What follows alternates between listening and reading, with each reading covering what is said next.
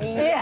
Kembali lagi di Morning Show, masih ketawa-ketawa aja. Diamond sedih loh tadi. Iya benar. Lucu Sedih. banget Kita ya juga videonya. sedih, tapi kesedihan Diamond akan kita obati dengan jalan-jalan. Oh, kita ajak Diamond jalan-jalan ke Papua ya. Iya, ya kan? Nah kali ini Belusukan dari Dias Kaslina akan berpetualang ke Papua. Iya. Tepatnya di beberapa situs menarik di sekitar Danau Sentani. Nah, yang kita akan lihat nih bagaimana kerajinan khas Papua yang ada di sana dan bicara juga tentang Papua?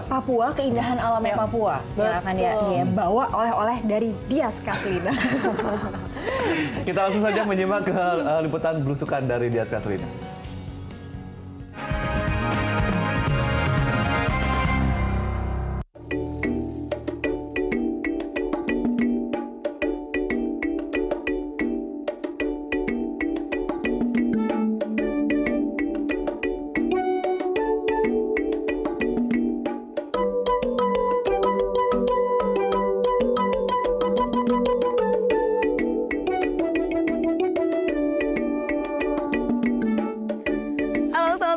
Bagaimana kabar Anda? Semoga Anda selalu sehat ya. Saya Dias Kaslina kembali menemani Anda di The Belusukan dan kali ini The Belusukan akan mengajak Anda untuk berkeliling Papua.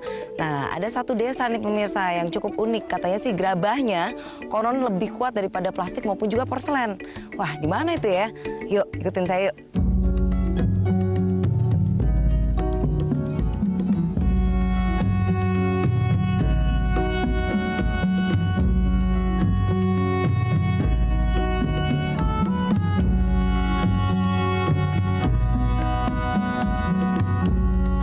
Ke Kampung Abar ya Pak ya? Dengan Dias Pak? Dengan Pak siapa? Pak John. Pak Jor, dari kampung sini ke Kampung Abar sini berapa lama sih? 3 menit. Sekitar 3 menit ya Pak ya? Wah, kalau pakai kole-kole tuh Pak, saya lihat tuh ada perahu nih pemirsa, tradisional gitu. Biasanya bisa buat mancing, terus bisa buat penyeberangan kayak gini juga kan Pak ya? Tapi lebih lama ya, sekitar berapa menit? Setengah jam, 30 menit. Berarti 10 kali lebih lama nih kalau pakai kole-kole ya. Ya udah kalau gitu saya pakai ini aja deh pemirsa. Ya Pak Jon yuk berangkat yuk.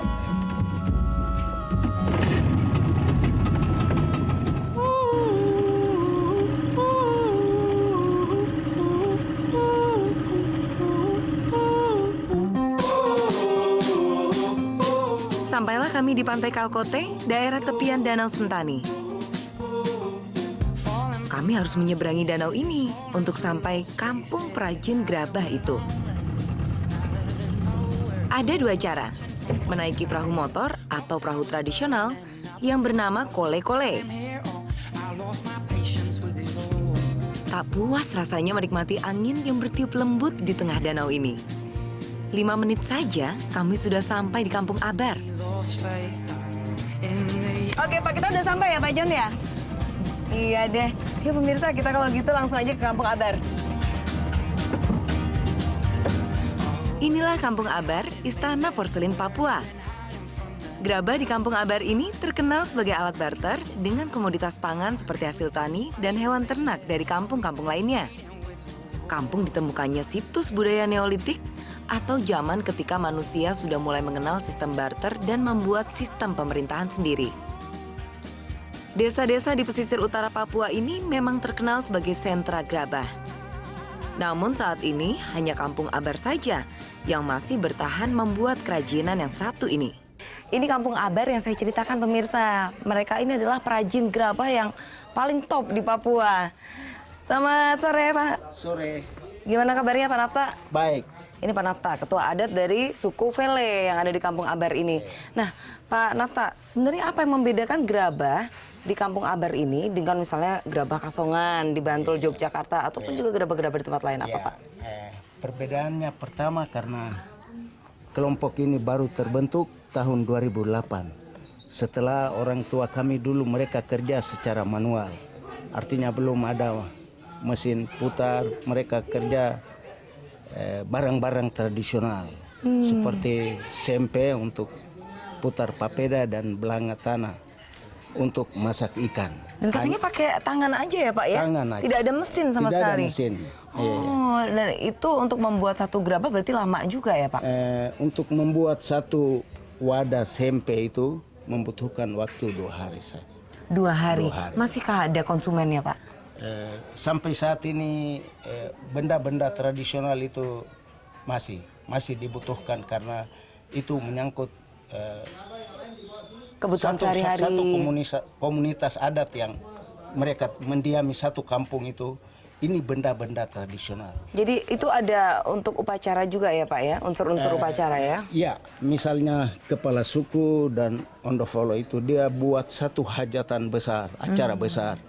Dia suguhkan papeda itu di dia punya para adat itu harus disempe, bukannya dibokor.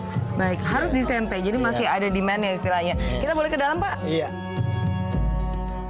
Wah, ternyata pembuat gerabah Kampung Abar kebanyakan perempuan. Termasuk Ida di samping saya.